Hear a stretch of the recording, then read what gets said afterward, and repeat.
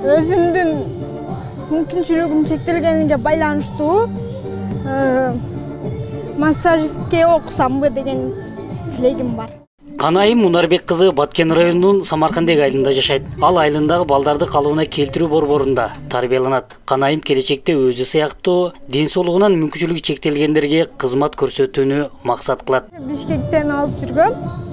Маса эмени 18 жылдан бери алып жүрүп, мен уже билем дагы кандай нерсе кылышты. Барын билем. Анан ошо тилегим окуп, неме алып, өзүбүздүн реабилитационный центрде бир бурчуну ачып алып, өзүм неме кылсамбы деген ниетим бар. Буйрса. Кайсы күнгө жетпей калды?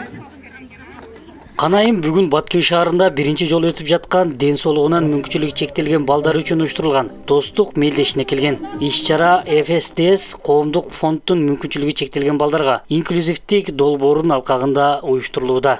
Долбоордун негизги максаты 17 жаштан кийин ден соолугунан мүмкүнчүлүгү чектелген балдарга кесиптик багыт берүү болуп саналат дейт уюштуруучулар. Биз ушул жерде аларды кесиптик болгон багытын аныктайбыз. Кайсы тармакка кызыгышат, келечекте өздөрүн кайсы жерден көрө алышат. Мына ошонун алкагында биз курстарды уюштуруп, жана биздин балдар ошол курстардан окуп буюрса жумуш менен камсыз болот деген ишенимибиз бар.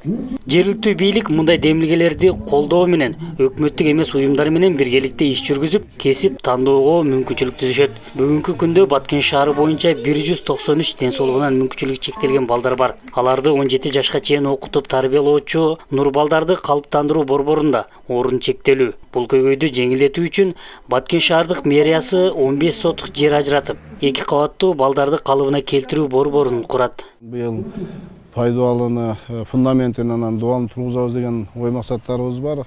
Анан буюрса бул башталып калса бир 2 жылдын ичинде ушул 2 этаж заманбап здание салабыз деген пландар бар. Эми азыр иштер жүрүп атат. Муну баягы чыдап турсак, мына убакыт көрсөтөт, бирок ушуну бүгүнкү күндө Баткен шаар мэрия Муназар апыбыз дагы биринчи приоритетке койгон өзүнө. Ушуну бүтүрүп, себеби ал жерде Нур эски зданияда бүгүнкү күндө 25 балага ылайыкташтырылган, барып жаткан 18-19.